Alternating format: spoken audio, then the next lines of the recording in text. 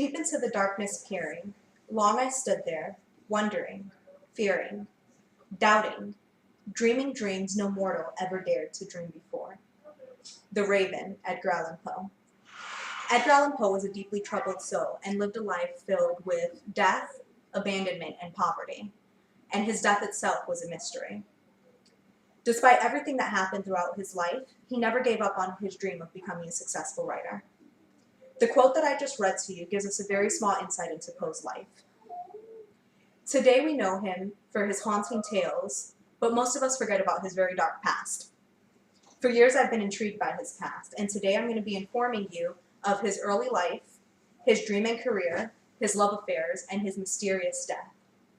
Most of the information I'll be sharing with you will come from The Mystery of Edgar Allan Poe, which was a video released by A&E in 1994, and from the Poe Museum website. Let's first take a look at the earlier years of Poe's life. The picture behind me is an interpretation of what Poe may have looked like when he was a child. During Poe's early life, he experienced many life-changing events. Shortly after his birth, his father abandoned him and his family. When Poe was just 3 years old, he lost his mother due to tuberculosis. Not too long after his mother passed away, the Allan family took him into their home and raised him. John Allan, his foster father, was a very wealthy tobacco merchant, and Frances Valentine Allan was a good friend to Eliza, Poe's mother. In 1826, Poe left the Allan family to attend the University of Virginia. Unfortunately, John Allan was not very fond of Poe and gave him only enough money to make it to school, but not enough to survive once he was there. Keeping Poe's upbringing in mind, let's take a look at what his dream was. Poe had a dream of becoming a successful writer, and despite the many downfalls he encountered, he never lost track of his dream. At 18, Poe published his first book, entitled Tamerlane, and in 1841, he published The Murder in the Rue Morgue. This was the first detective fiction story to ever be published in history. In 1845, Poe published The Raven, which was an instant hit, but unfortunately, despite its popularity, only made $14. Poe continued to publish many books, many stories, and many poems, but he was still living in poverty. He made no money off of this. The information that I shared with you comes from the Poe Museum website.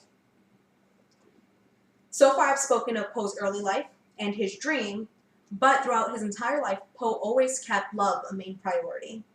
In the midst of Poe following his dream, he had several different love affairs, the most important of which was his marriage to his first cousin, Virginia Clem. Poe was 27 years old when he married his cousin Virginia, who was only 13 years old at the time. Poe met Virginia when he was living with his aunt, Maria Clem.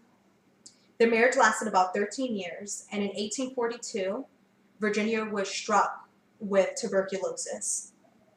By 1847, Virginia passed away. This information was taken from the movie The Mystery of Edgar Allan Poe. After Virginia passes away, Poe felt that he needed a feminine guide, and he proposed to Helen Whitman. Unfortunately, Whitman's mother gave Poe a prenuptial agreement stating that if she were to pass away, Poe would receive nothing from their family.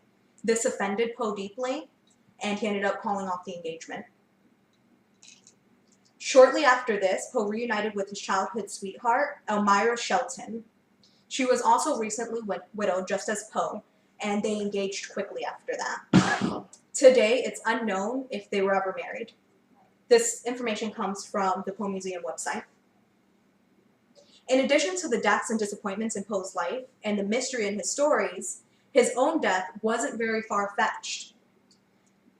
Just as his works were filled with mystery, the death of Edgar Allan Poe also remains a mystery.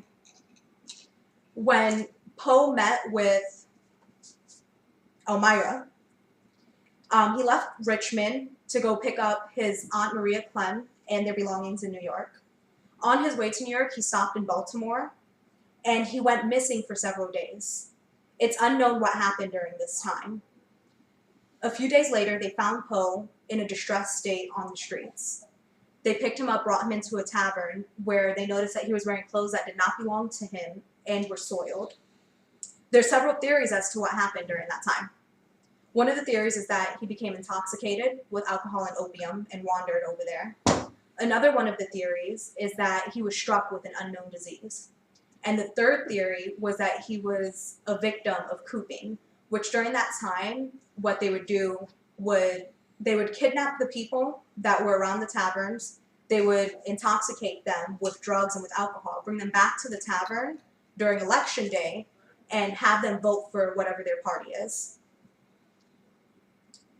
Very shortly after being brought to the tavern, they called the ambulance to pick up Poe, and they brought him over to Washington College Hospital, where his final words were, "God help my poor soul." Given such a tragic life and mysterious death, I conclude with this. Poe lived a life filled with death, disappointment, and tragedy, with only a brief moment of happiness that was snatched from him by death. Yet, Poe still continued to follow his dream, and because of his determination, today we get to enjoy his works. They're studied in schools. His works have been made into movies, and he's known as one of the greatest American horror fiction writers. And I'll leave you with this quote. "Other friends have flown before. On the morrow, he will leave me, as my hopes have flown before."